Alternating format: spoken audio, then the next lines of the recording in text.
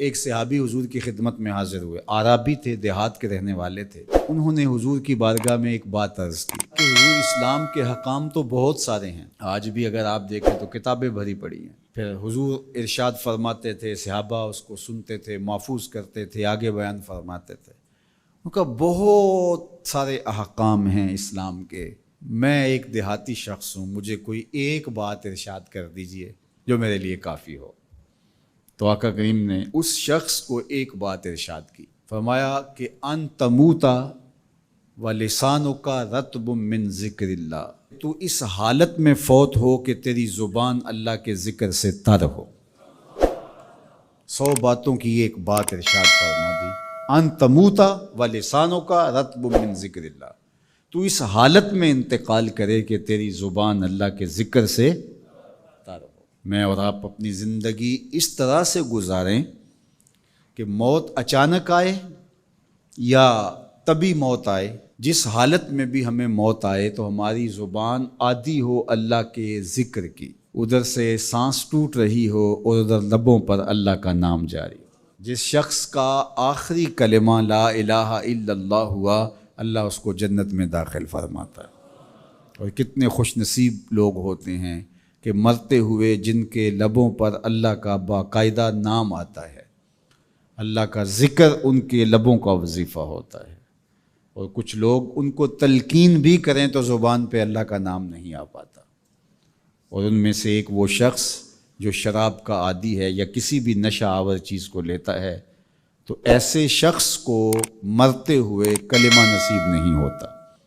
جو اس کو دنیا کے اوپر سزائیں دی جاتی ہیں، ان سزاؤں میں سے ایک سزا یہ ہے کہ مرتے ہوئے اس کے لبوں پہ کلمہ نہیں آتا۔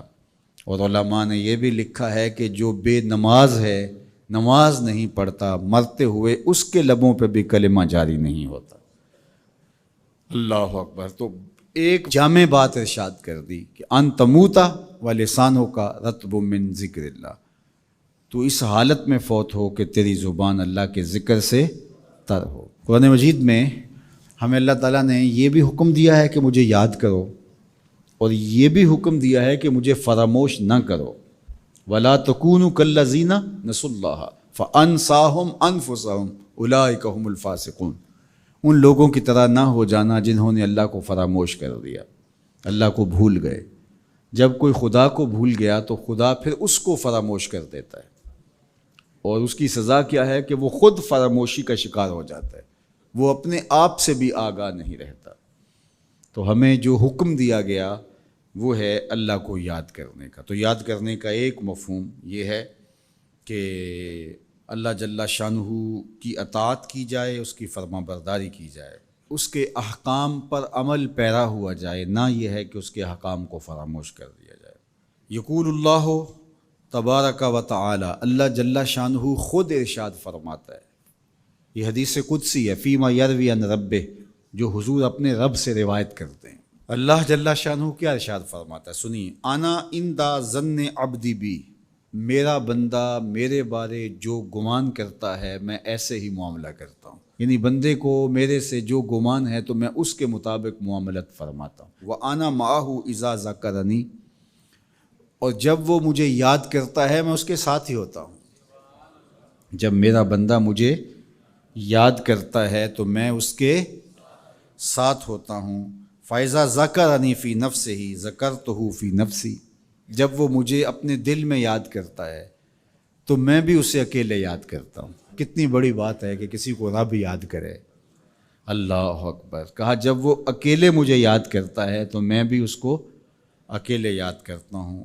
وَإِن ذَكَرَنِي فِي مَلَئٍ ذَكَرْتُهُ فِي مَلَئٍ خَيْرٍ مِّنْهُمْ، اگر وہ مجھے مجمع میں یاد کرتا ہے، لوگوں کے ہجوم میں یاد کرتا ہے، تو میں بھی اسے مجمع میں یاد کرتا ہوں جو اس مجمع سے بہتر ہے، اس اجتماع سے بہتر ہے۔ یہاں نیک بد گناہ گار سارے طرح کے لوگ ہیں، لیکن میں فرشتوں کے اجتماع میں یاد کرتا ہوں۔ اللہ اکبر۔ کیا منظر ہوتا ہوگا کہ جب اللہ فرشتوں میں کسی بندے کو یاد فرما رہا ہو، اللہ اکبر۔ اور ایک حدیث میں جو ہے وہ اس کے پھر آگے لفظ جو ہے یہ ہیں، میرا بندہ میری طرف اگر ایک بالشت چل کے آتا ہے تو میں ایک ذرا آتا ہوں، اور میرا بندہ میری طرف اگر 1 قدم آتا ہے 70 قدم آتا ہوں، اور اگر میرا بندہ میری طرف چل کر آتا ہے اتیت ہو ہر والا، میری رحمتیں دوڑ کے استقبال کرتی.